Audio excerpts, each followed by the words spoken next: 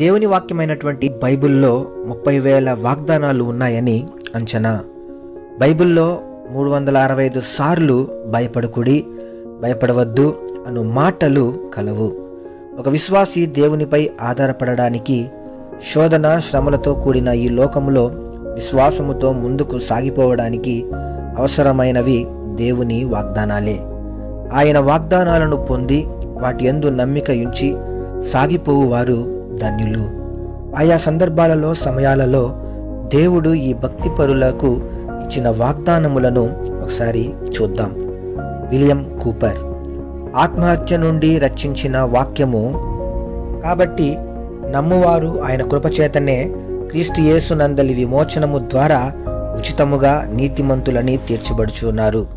పూర్వము చేయబడిన పాపములను దేవుడు తన ఓరిమి వలన ఉపేక్షించినందున ఆయన తన నీతిని కనబరుచు నిమిత్తము తాను నీతిమంతుడును యేసునందు విశ్వాసము గల వానిని నీతిమంతునిగా తీర్చువాడునై ఉన్నాడు.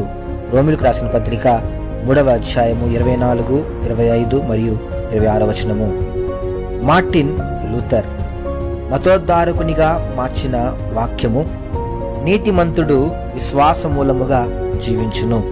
రోమిలకు రాసిన పత్రిక 1వ అధ్యాయము 17వ వచనము. John Wesley. ఆత్మ బహుగా కలవరపడిన దినములలో ఆదరించిన వాక్యము. నీవు దేవుని రాజ్యమునకు దూరముగా లేవు. మార్కు సువార్త 12వ అధ్యాయము 34వ వచనము. David Livingstone. ఆఫ్రికా దేశమున నరమాంస భక్షకుల మధ్య సేవ చేయుటకు నడిపిన వాక్యము. కాబట్టి మీరు వెళ్ళి సమస్త జనులను శిష్యులుగా చేయుడి, తండ్రి యొక్కయు కుమారుని యొక్కయు పరిశుద్ధాత్మ యొక్కయు నామములోనికి వారికి బాప్తిస్మిచ్చుచు నేను మీకు ఏ ఏ సంగతులను ఆజ్ఞాపించుతునో వాటినన్నిటినీ గైకొనవలనని వారికి బోధించుడి.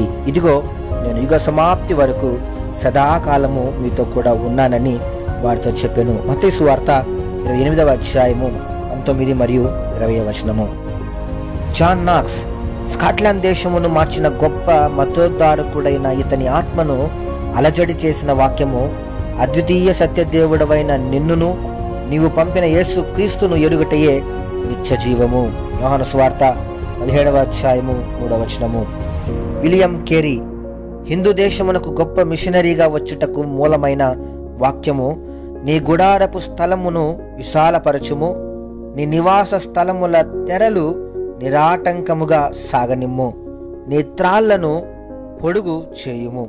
యెషయా గ్రంథము 54వ అధ్యాయము 2వ వచనము. Michael Faraday. తన యావత్తును ప్రభువు కొరకు ఒడ్డుటకు మూలమైన వాక్యము. ఆ హేతువు చేత ఈ శ్రమలను అనుభవించుచున్నాను గాని నేను నమ్మిన వాని ఎరుగుదును కనుక సిగ్గుపడను.